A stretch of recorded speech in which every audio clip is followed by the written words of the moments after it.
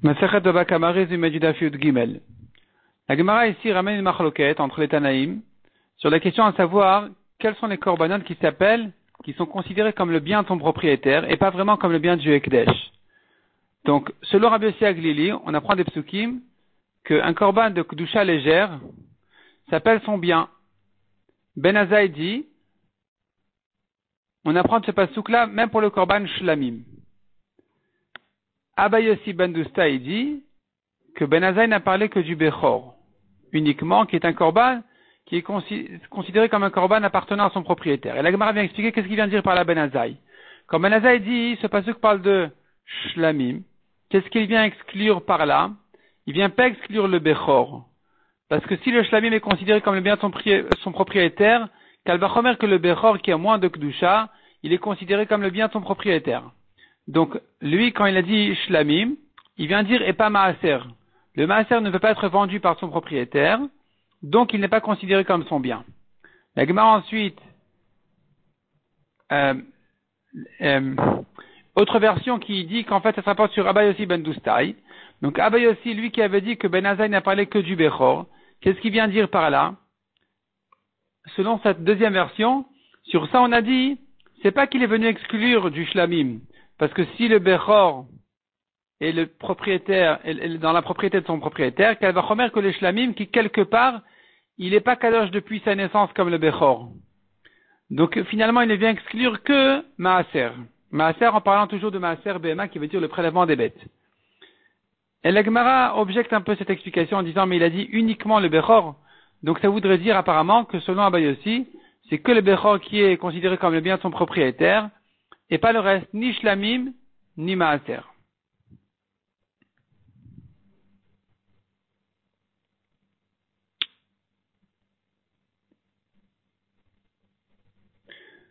La Gemara ensuite revient sur la Mishnah. On avait dit celui qui a endommagé un bien sur lequel il n'y a pas de meïla, il est chayav. Et de là on avait déduit que il se peut qu'il ait endommagé un bien du Ekdesh, comme un korban, et qu'il soit chayav si dans ce korban il n'y a pas de meïla. C'est-à-dire celui qui a profité du Ekdesh en principe, il est chayav de meïla. Et s'il n'y a pas de meïla, s'il y a meïla, on n'est pas tour quand on l'a endommagé. S'il n'y a pas de meïla, on est chayav.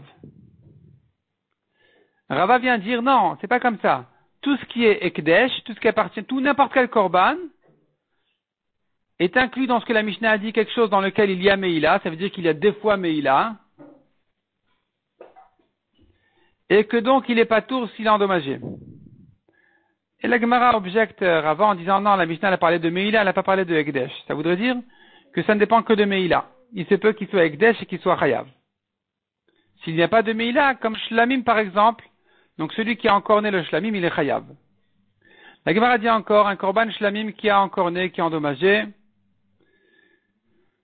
le Nizak, il se fait dédommager en prenant la viande du korban shlamim, mais il touche pas les graisses. La Gemara explique, les graisses qui vont en fait au misbéach, il peut pas les prendre. La viande qui est mangée par son propriétaire, il peut prendre. Quel est le chidouche de dire qu'il prend pas des graisses? Le chidouche en fait de dire, si maintenant le Nizak il dit mais je voudrais prendre l'équivalent des graisses que j'ai perdues à cause du misbéach, je voudrais le prendre de la viande. Donc je n'ai pas à perdre. Et on lui dit non, tu prends moitié de la viande et moitié des graisses, moitié de la viande c'est pour toi tu prends, moitié des graisses, c'est au misbéach tu touches pas, et donc tu as perdu. Tu as perdu la moitié des graisses, et tu peux pas la prendre de la viande. Parce qu'en réalité il s'agit ici d'un shor tam. Un taureau innocent ne paye que la moitié du dommage qu'il a fait. Non seulement ça, mais il s'est limité aussi à son prix à lui-même. Donc si maintenant sa valeur du taureau qui est encore né est la même que le taureau qui a été encore né, alors le Nizak doit prendre la moitié de ce taureau. Et quand je dis la moitié de ce taureau, j'entends par là moitié de la viande, moitié des graisses. Et si la moitié des graisses il peut pas prendre, ben c'est tant pis pour lui. Il ne la prendra pas de la viande. Et la Gemara ramène là-dessus une machloket de Rabbi Nathan et les Chachamim. Est-ce que quand quelqu'un qui est endommagé par deux personnes, alors il peut se dédommager de l'un quand l'autre ne peut pas lui payer? Oui ou non? Et la Gemara dit, mais aussi bien selon Rabbi Nathan que selon Chachamim, on pourra interpréter cette halakha là, c'est la halakha qu'on vient de voir, de dire que ici, malgré qu'il prend pas, mais ici qu'il ne prend pas des graisses, il prendra pas non plus de la viande. Et ça peut s'arranger aussi bien selon celui qui dit que l'autre il est lui responsable quand le premier ne paye pas, que d'après celui qui dit que le deuxième n'est pas responsable quand le premier ne paye pas. Donc la Gemara arrange cette chose-là, puis ensuite la Gemara passe au cas d'un korban toda. Un korban toda qui vient avec 40 pains. Si maintenant ce taureau de toda, il est encorné, eh bien le Nizak prendra sa viande et il ne donne pas les pains. La Gemara dit, le chidouche est de dire que malgré que le Nizak il va manger la viande de ce korban, celui qui amène le korban, le mazik, doit amener ses pains. Parce que ça fait partie du korban. Et malgré que c'est pas lui qui profite de la viande, il doit quand même amener les pains du korban, qui bien sûr ne seront quand même pas mangés par le Nizak, parce que c'est pas les pains qui ont encorné, c'est le taureau qui a encorné. On a vu encore dans la Mishnah, si celui qui a été endommagé, c'est un bien d'un juif, alors on est chayav. Qu'est-ce que ça vient exclure? Si un juif a encorné un goy, plutôt le taureau d'un juif a encorné le taureau d'un goy, il est patour. On a vu encore dans la Mishnah, s'il s'agit d'un bien qui est réservé, alors quand on l'a endommagé, on est chayav. Ça vient dire quoi? Première explication, on dit la Gemara, c'est quand on ne sait pas qui c'est le taureau qui l'a encorné. Il y en a deux qui ont couru derrière un troisième, et on ne sait pas c'est lequel qui l'a encorné. Alors ici, on ne repère pas, il n'est pas réservé, il n'est pas reconnu le taureau qui a encorné, donc ils sont les deux patours. Deuxième réponse, dit la Gemara, notre Mishnah vient dire que si c'est un taureau efker qui a encorné, alors celui qui a été endommagé ne pourra pas l'encaisser. Comment ça? Il s'agit que quelqu'un d'autre l'a reçu, l'a pris du efker. Et donc maintenant, celui qui est le Nizak ne pourra pas lui réclamer le taureau en disant mais il m'a encorné, il a encorné mon taureau. Il dira non, je l'ai pris du efker, c'est tant pis pour toi. Ça s'appelle que c'est un bien qui n'est pas réservé, donc il est pas tour. Ou bien encore dit la Gemara, il faut que le taureau qui est encorné soit réservé à son propriétaire du début à la fin. Mais si au milieu, avant de venir au Bedin ou avant que le Bedin ne tranche son din, il a abandonné, ou bien il a été magdish son taureau, eh bien il sera pas tour.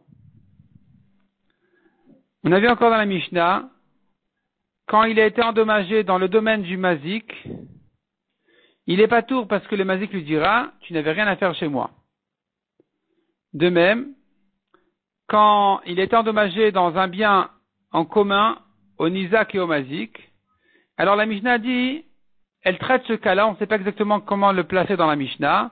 La Gemara ramène là-dessus une marloquette, est-ce que on est chayav ou pas? C'est-à-dire deux associés, et le taureau de l'un a mangé les fruits de l'autre dans le domaine en commun des deux. Selon Avrizda, il est chayav, et donc il traduit la Mishnah à sa manière. Selon Rabbi Elazar, il est pas tour, il va lire la Mishnah à sa manière. La Mishnah qui termine en disant que quand il est endommagé, il est chayav. D'après Rabbi Elazar qui dit qu'on n'est pas tour quand il a endommagé dans un domaine en commun à eux deux. Donc finalement, ce que la Mishnah termine à dire, quand il est endommagé, il est chayav, ça ne se rapporte pas sur ce cas-là. Ça vient dire quoi? Quel est le chidouche? Soit, dit la Gemara, ça vient inclure la corne, d'après celui qui dit qu'on n'en a pas parlé jusqu'à présent. On n'a parlé que de la dent ou des pieds qui ont piétiné, on n'a pas parlé de la corne. Soit, d'après celui qui dit qu'on a déjà parlé de la corne, cette halakha viendrait inclure le gardien d'un taureau. Le taureau, il est parti et il a endommagé. Le gardien en est responsable et il est chayav. Mais si pendant la nuit, eh bien, la barrière s'est cassée ou quoi, et que le taureau, il est sorti, il a endommagé, il a encorné, le gardien, il est pas tour. La Gemara explique de quel cas exactement il s'agit. Quand on a dit que le gardien, il est chayav, c'est-à-dire quand on a dit qu'il s'agit d'un gardien, et voici qu'il a encorné, qui c'est qui a encorné qui? Il faut dire en fait,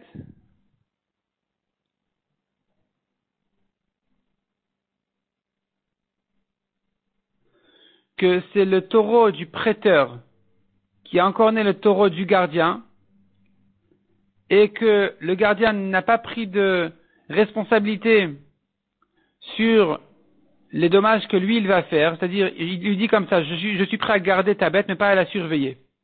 Je la garde, qu'on ne l'endommage pas, mais je ne la surveille pas qu'elle ne sorte pas endommagée. Si elle va elle-même endommager, tu seras toi chayav, toi le prêteur. Voici que elle a endommagé le taureau du gardien, eh bien le gardien dira au prêteur, tu es chayav, tu dois me payer. Et donc en fait cette braïta là, elle parle finalement d'après ça dans deux cas différents. Le cas où le gardien n'était pas responsable ne s'est pas engagé à surveiller la bête. Dans ce cas-là, si le taureau du prêteur a encore né le taureau du gardien, il est chayav. Et puis la braïta ensuite elle passe au cas où finalement il a pris sur lui de surveiller le taureau qu'il n'aille pas endommager. Sur ça on a dit qu'en principe s'il est sorti endommagé il est chayav, mais si la barrière s'est cassée la nuit et qu'il est sorti, alors il est patour.